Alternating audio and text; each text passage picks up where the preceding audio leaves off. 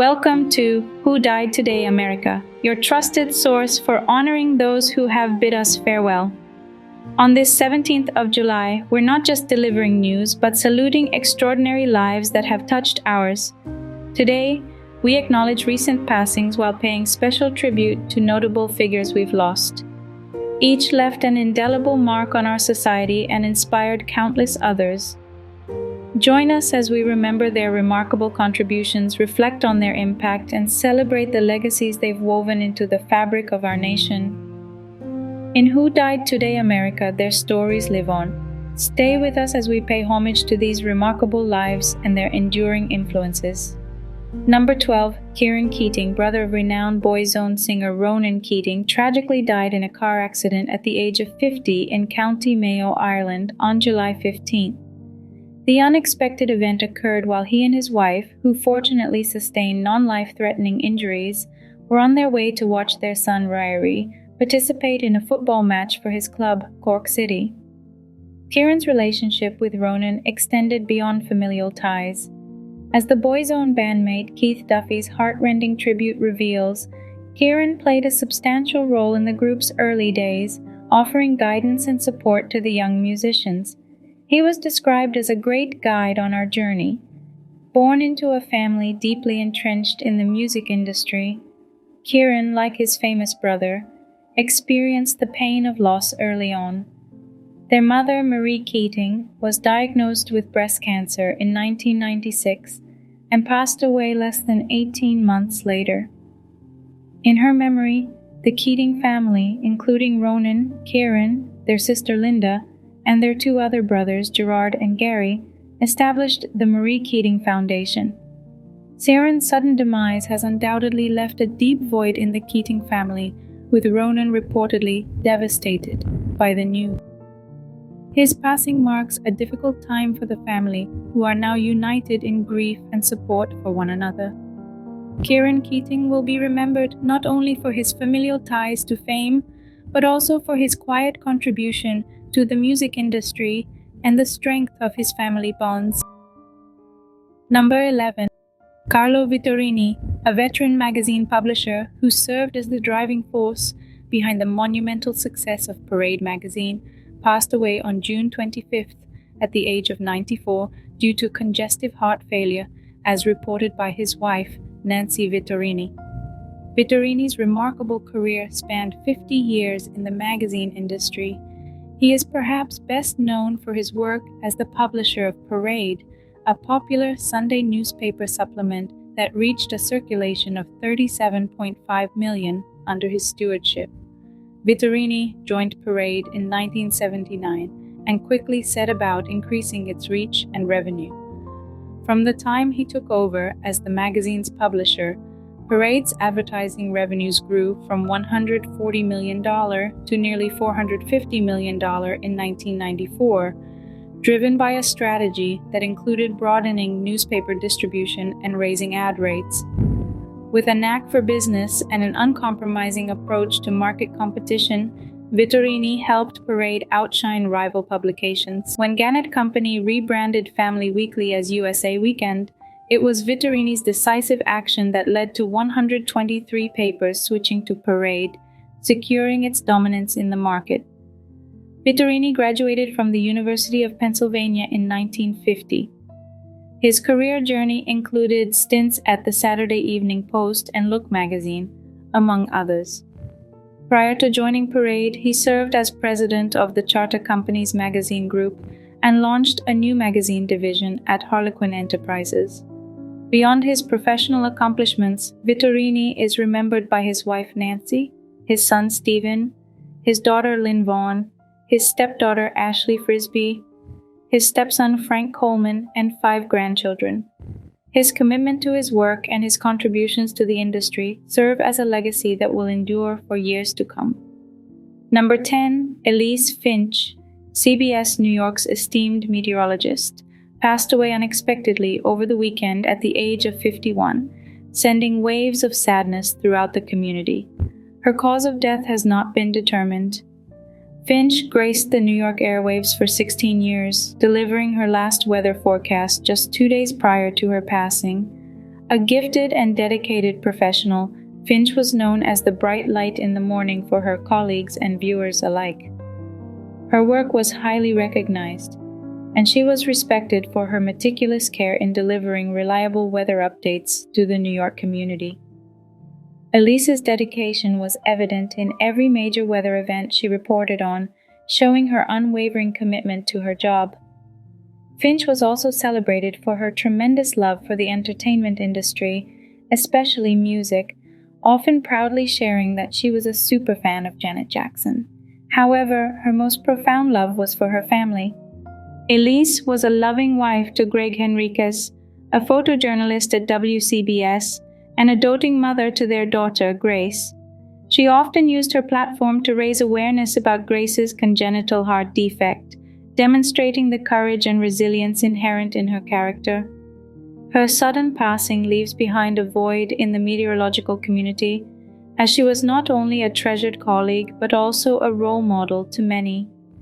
Elise Finch leaves behind an enduring legacy, one that will always be remembered in the hearts of the many lives she touched. Number 9.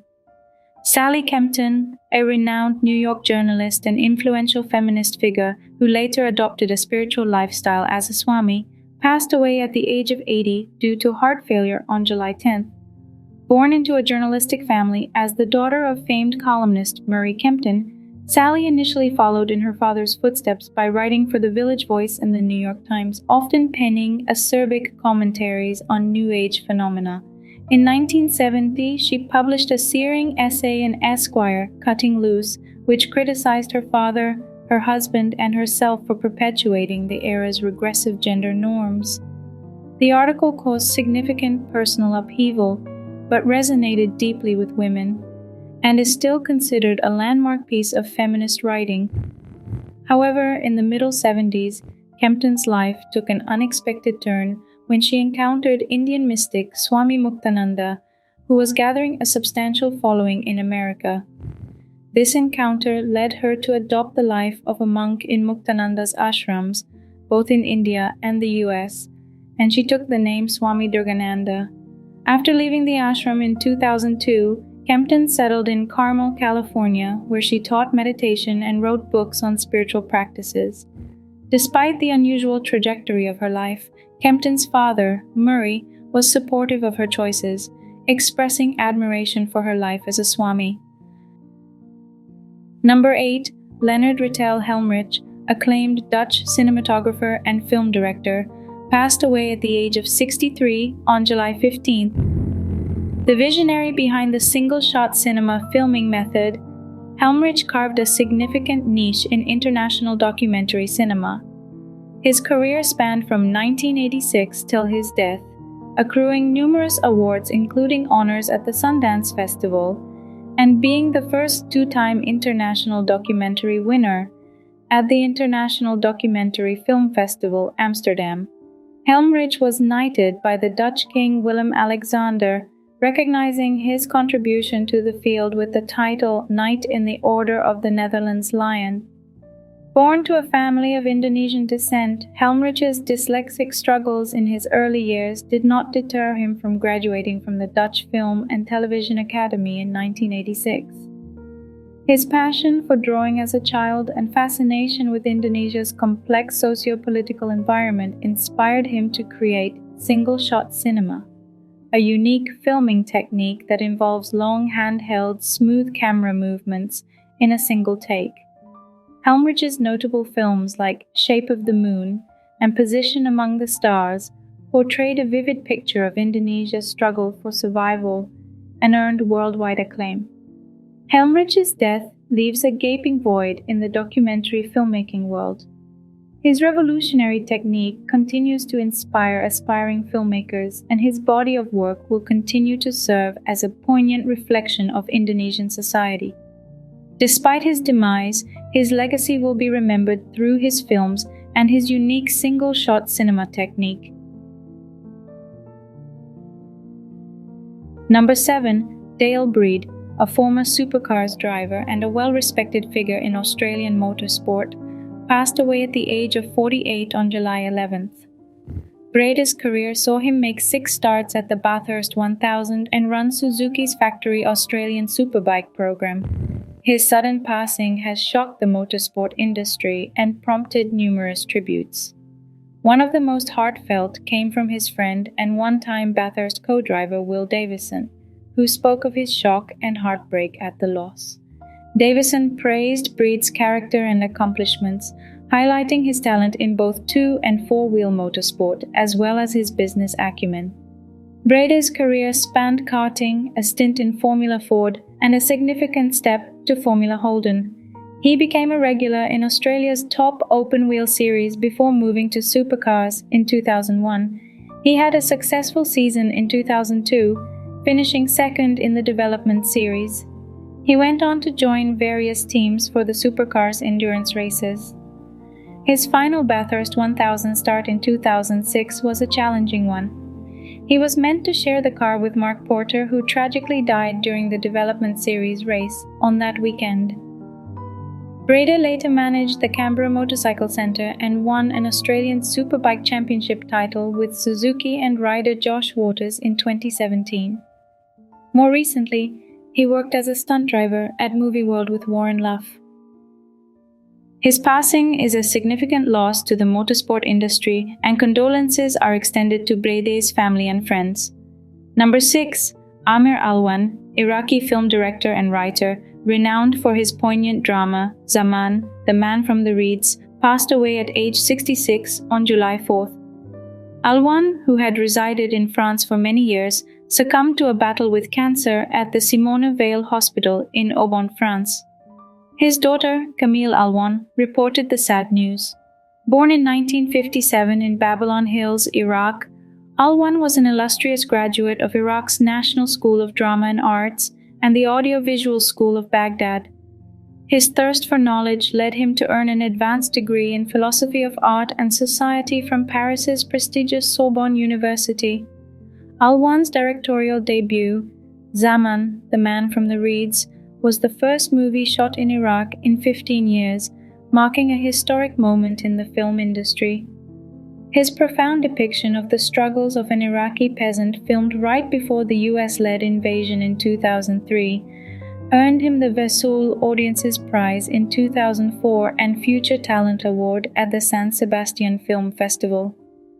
Despite facing censorship and footage confiscation by Saddam Hussein's regime, Alwan's perseverance prevailed, creating a timeless work that unflinchingly captured the realities of modern Baghdad. Remembered as a man who retained his smile amidst life's adversities, Alwan's legacy in the realm of film and his love for his home country will be fondly remembered. Number 5. Marie-Laure de Decker, renowned French photographer, passed away at the age of 75 in Toulouse on July 15th. A celebrated figure in the field of war photography, de Decker was instrumental in portraying the harrowing realities of conflicts including the Vietnam War and other strife-torn regions such as Yemen, Chad, and South Africa. She was also known for her profound portraitures of prominent French personalities, elegantly capturing their essence. Born in Bonn, French Algeria in 1947, de Decker's initial exposure to photography was through Dominique Merlin, whose work on the Anderson Platoon, a Vietnam War documentary, spurred her interest in the field. De Decker began her career with Newsweek in Saigon, and her exceptional work led her to win the Albert Kahn International Planet Prize in 2013. Her personal life was as captivating as her professional one. De Decker was married to lawyer Thierry Levy, with whom she had 2 sons.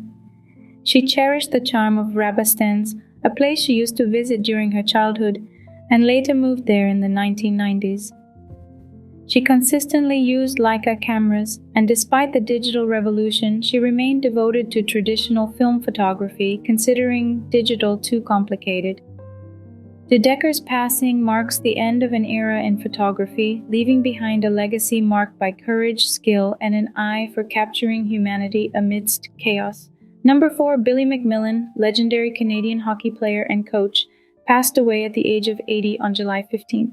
McMillan was a force to be reckoned with in the world of hockey, having played in the National Hockey League and the Canada national team in 2 World Championships and the 1968 Winter Olympics.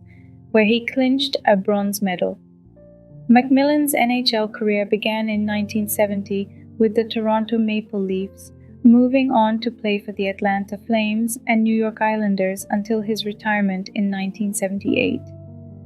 Known for his solid defensive forward strategy and powerful body checks, McMillan played an instrumental role in the teams he represented. Beyond playing, McMillan also left an indelible mark in coaching, commencing his coaching career in the minor Central Hockey League.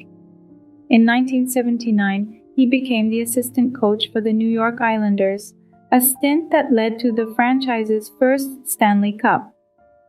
His career peaked when he was appointed the head coach and general manager of the Colorado Rockies in 1980. He stayed with the team during their transition into the New Jersey Devils in 1982. Hailing from Prince Edward Island, McMillan was not only an adept hockey player but also a skilled rugby player and track athlete. His brother, Bob McMillan, is also an esteemed figure in hockey. In 1985, Billy McMillan was honored with an induction into the PEI Sports Hall of Fame. His demise marks the loss of a truly remarkable figure in the history of Canadian hockey. Number 3. Francisco Ibanez Talavera, prominent Spanish comic book artist and writer, passed away at the age of 87 in Barcelona on the 15th of July. Known for his exceptional storytelling prowess and remarkable artwork, Ibanez was an iconic figure in the Spanish comics scene, and his creations, such as Mort and Phil, Rompetecos, and El Botones Sacarino, were widely celebrated. Born in Barcelona on the 15th of March 1936, Ibanez showcased his artistic talent at a young age. His first drawing was published at the tender age of 11 in the magazine Chicos. Ibanez began his professional journey as a cartoonist while working at Banco Español de Crédito, a job he left in 1957 to fully commit to comics. Ibanez's most famed creation, Mortadelo y Filemón, made its first appearance in 1958 in the publication Pulgarcito. Later, Ibanez continued to create characters and drew 6 new Mortadelo y Filemón albums per year, often incorporating contemporary issues. Ibanez was a recipient of numerous accolades, including the Grand Prize of the Salón del Cómic de Barcelona in 1994, the Gold Medal for contributions to the fine arts in 2001, and the Premios Notario del Humor Award in 2008 from the University of Alicante. Remembered fondly by his wife, Remedios Solera Sanchez, their 2 daughters, and legions of fans, Ibanez's extraordinary talent and enduring characters will continue to influence and inspire the world of comic books for years to come. Now it's time to remember the legends who passed away in the past years. Number 2. Graham Vick, pioneering British opera director, died at the age of 67 due to complications from COVID-19 on July 17, 2021. Vick was known for his innovative and inclusive approach to opera, staging productions in unconventional venues such as former factories and rock clubs. His aim was to make opera more accessible and diverse, bringing it to a wider audience and breaking down barriers associated with the art form. Born on December 30, 1953, Vick's passion for the stage started from a young age. He initially intended to become a conductor but found his true calling in directing. He created his first production at 22 and quickly rose to prominence, directing productions for the Metropolitan Opera, La Scala, and the Royal Opera House. Vick's commitment to diversity and inclusivity extended to his casting decisions. His production of Verdi's Otello in 2009 featured Ronald Sam, the first black tenor to perform the title role in a professional production in Britain. He believed that no audience member should be seen as above any other, a sentiment reflected in his practices such as avoiding VIP receptions.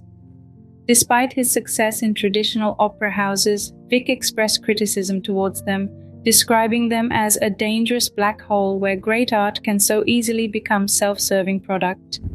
He found his most fulfilling work at the Birmingham Opera Company, which he founded in 1987. the company was lauded for its inclusivity and bold vision, often incorporating amateur performers and members of the community in its productions. Graham Vick's impact on the opera world will be remembered for his revolutionary approach and dedication to making opera accessible to everyone. He is survived by his partner, choreographer Ron Howell, and his older brother Hedley. Number 1, Derek Hough, one of the all-time greats in the world of surfing, passed away on July 17th at the age of 55 after suffering a heart attack. Hough was a renowned icon in the surfing community, known for his accomplishments as a 1993 world champion and a 4-time Triple Crown winner. He was also the uncle to professional surfers Mason and Coco Hough. Hough, a Hawaiian native, was an incredible talent in the waves, especially at Pipeline, a famous surf reef break in Hawaii. From his teenage years, he became a standout surfer at Pipeline and achieved a Pipe Masters win in his early 20s. He made history at 29 by becoming Hawaii's first male world champion. He continued surfing some of the most challenging waves up until the past winter season. Matt Warshaw, author of the Encyclopedia of Surfing, described Hough as having sublime precision and elegance. He was particularly talented at tuba riding, mastering his skills in hollow waves, especially at Pipeline. He was admired for drawing perfect lines through the deepest part of the wave, similar to the style of 70s Pipeline ace Jerry Lopez. The surfing community has been expressing condolences and honoring Derek Hough's legacy on social media. Our thoughts are with the Hough family and the North Shore community during this difficult time. You can continue watching these videos about recent celebrity deaths in June on your screen. To keep yourself updated, you can turn on notifications.